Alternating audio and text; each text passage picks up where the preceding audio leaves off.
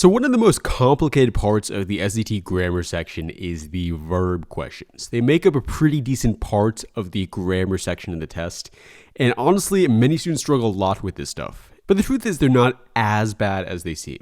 And so I was talking with a bunch of students in my paid community Mission 400 Plus who were telling me that they kept struggling with verb questions again and again. So I actually decided to make one of the calls in Mission 400 Plus completely based on verbs. What you're about to watch is that exact call. I'm pretty sure after watching this, you're going to fully understand how to actually approach SAT verb questions and everything that involves them. So definitely enjoy. You're going to get a lot of value of this, I'm pretty sure. And if you want to join Mission 400 Plus for yourself, check the link in the description. You'll be taken to this page. We have a 7-day free trial right now. And tonight is going to be actually a very, very important call because we're going to be focusing on specifically SAT verb questions.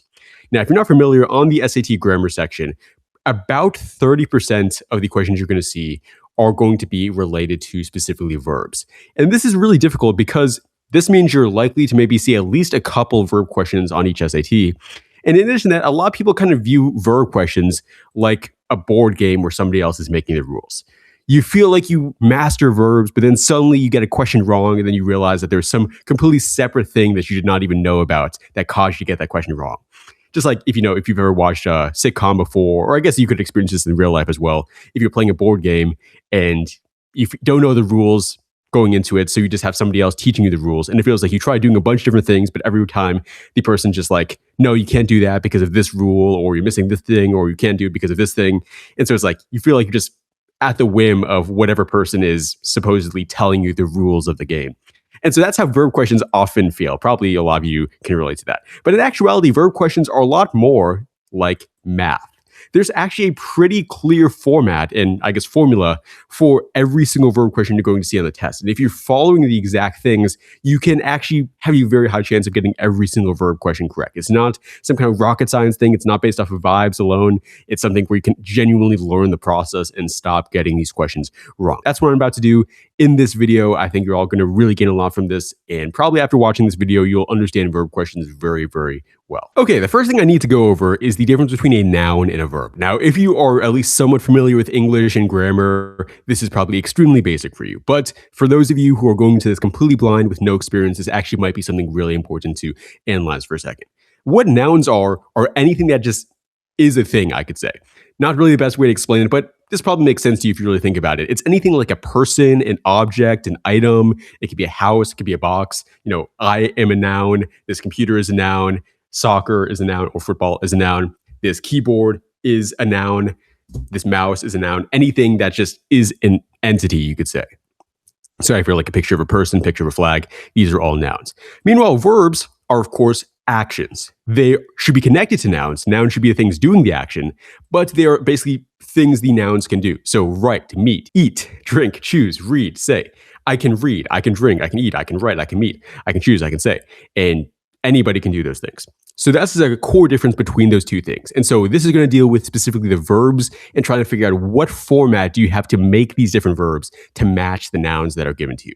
Because every single time you have a noun, there must always be a verb connected to it. That's actually the thing that makes a sentence, the fact that you have a noun and also a verb with it. If I say a sentence like I walk, that may seem like it's super basic, but that would be a sentence because you have a noun, I, and then a verb, which is walk.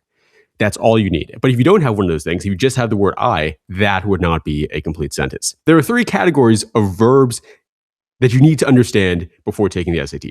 Count, tense, and main verb. The first thing is count. So think about it for a second. With a noun, let's say you have a noun like John. Now, John, there's only one of John, there's only one of me, so that would be a singular noun. Singular means that there's only one of that thing. Likewise, if I said a noun like mouse, this computer mouse, that would also be a singular noun. It's only one mouse.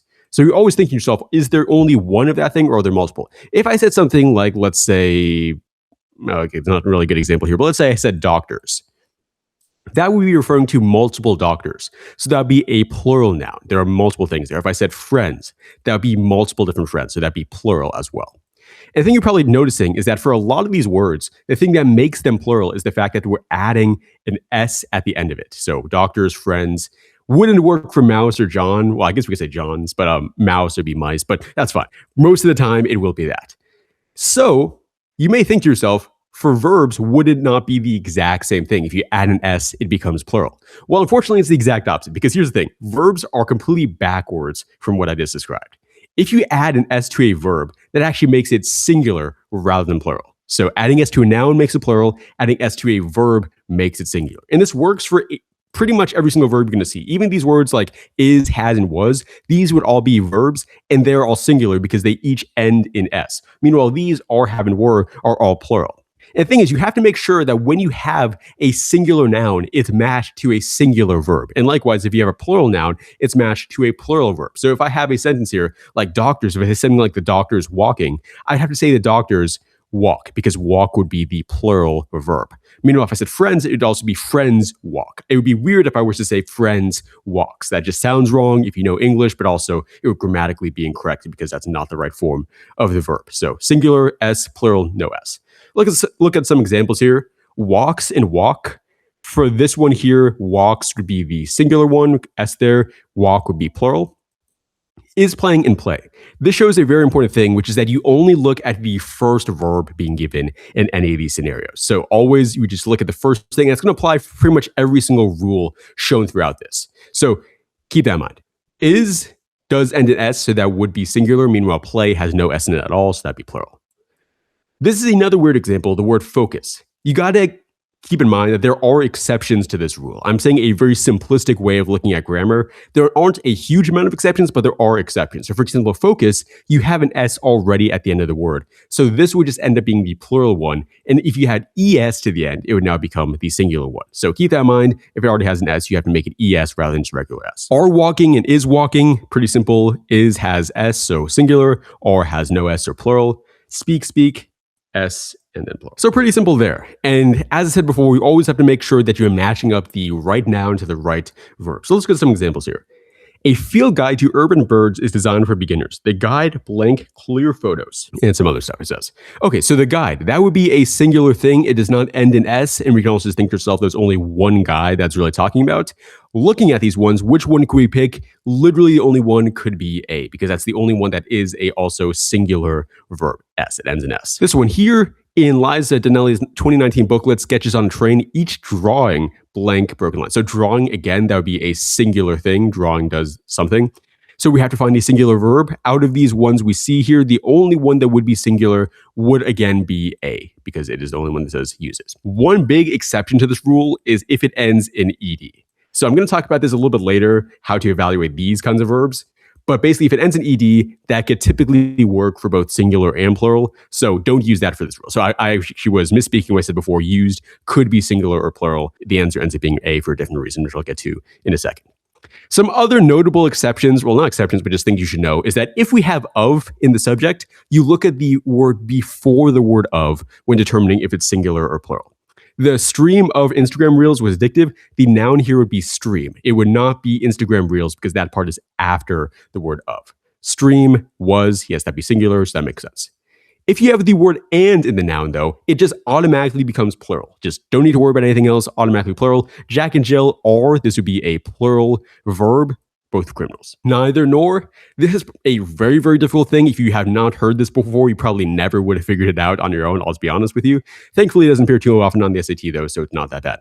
But when you have neither nor, you look at the thing that's after the nor. So completely ignore the thing neither, just look at after nor and use that subject. So the mayor, so that would be the subject here, mayor.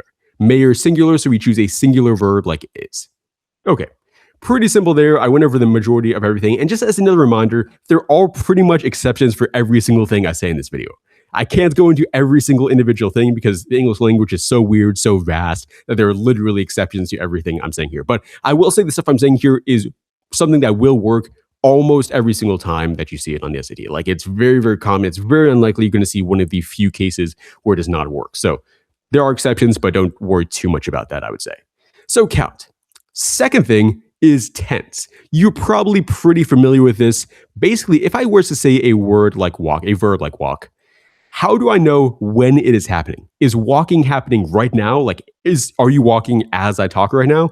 Or would it be walking that happened in the past? Like, could it be walking that happened yesterday? Or could it be walking that happens in the future? Like, it's going to be you walking tomorrow. So that's what tense is all about, thinking when does the verb happen in terms of time. So you can write verbs differently depending on whether it's happening present tense, meaning right now, past tense, meaning, of course, in the past, or future tense, meaning, will happen again in the future or will happen for the first time. You write the verbs differently depending on each thing. So for present tense verbs, typically it either ends in S or just ends in nothing, which is exactly how the verb typically looks. For past tense verbs, I don't have an example here, but typically it would be ending in ed. But like I said, there are many different examples. This is one of the exceptions. Wrote is one that ends just in e. Then future, this one is something that is pretty standardized. There's not any exceptions to this one. Will write. Actually, I won't say there's no exceptions. Maybe there's one that I don't know because, again, I don't want to say anything absolute here, but will write typically begins with the word will. That's the big indicator of future tense. So the big way to tell which one of these it is just by the signal words that you see in the text. When you go through an SAT verb question, it's going to hopefully, it will definitely say some stuff on when the verb is happening. Like if they say today, it's probably a present tense verb. If they say yesterday, it's probably a past tense verb. If they say tomorrow, next week, it's probably a future tense verb. So pay attention to these things because this is really the only way to determine this. This does not have anything to do with the nouns like we did for this one. It is just based off of the words shown there. A big thing I should mention is that there are many, many subcategories of different verb tenses that you can see. So I mentioned the three main ones, present, past, and future, but there are different minor versions of this, like simple present, present progressive, present perfect progressive. And if you've taken Latin, you probably know more about what each of these mean, but you don't need to worry about that. Because the thing is, you really do not need to memorize this list for the SAT. If you really want to be 100% perfect, I suppose you could. But I think for the vast majority of you, either you already are just familiar enough with the verbs that you don't need to memorize it, or you will not see enough different questions on these different things to justify having to memorize every single one. But I will just go ahead and point out a couple quick things here. I think the first one I really should point out here is this one specifically, present perfect. This is when you have something that started in the past and is now continuing on into the present. So if I said he has studied since June, he was studying in June, but now he's still studying in the current present. So that's what this verb is trying to say. He has studied, has followed by ed in the verb.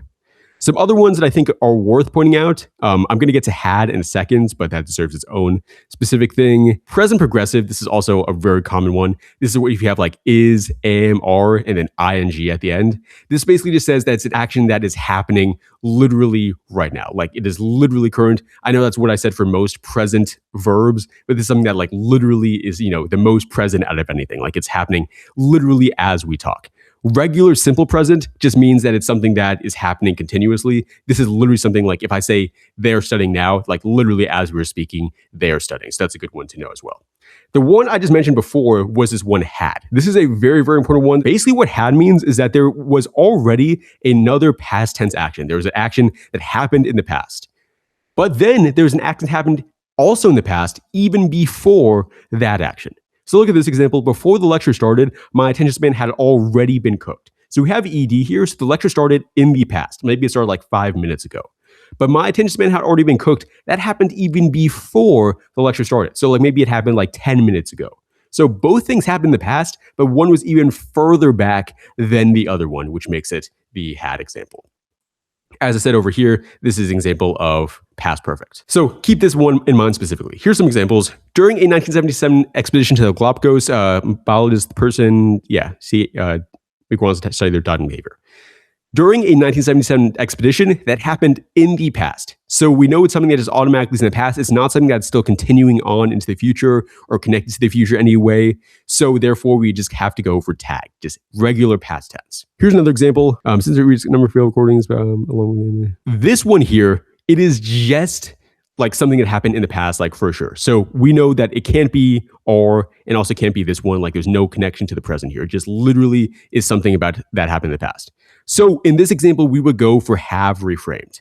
It isn't had reframed because it's not saying that there's something happened in the past and something happened even before that. It is just regular past tense stuff. That is it for the tense stuff there. Now, the last thing I want to talk about is the main verb stuff. So in case you did not know, there's such a thing as a main verb.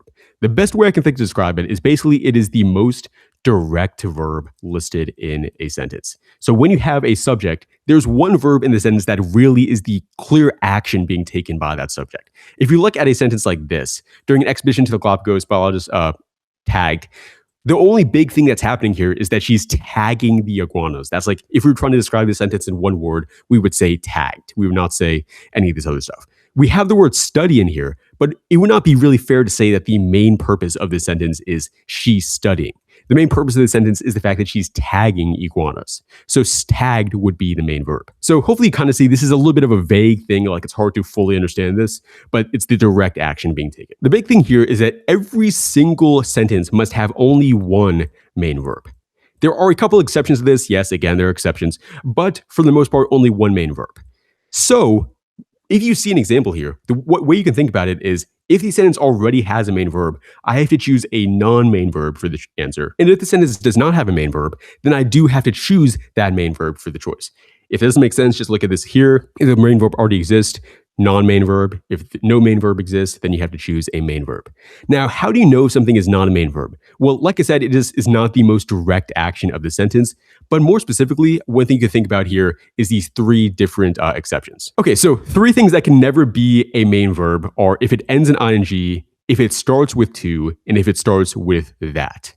So if you ever see these, you know automatically not a main verb. So you know if you're trying to choose a non-main verb choice, you can pick one of these different things. Pretty simple, that's like only the rules here. So I'll go through just a couple of quick examples. Their practice of labeling each specimen and their habit of stacking related specimens together in baskets perverts examples that, okay. So we're thinking here, is there already a main verb listed in this sentence? So we have here stacking, but that ends in ing, so automatically not a main verb.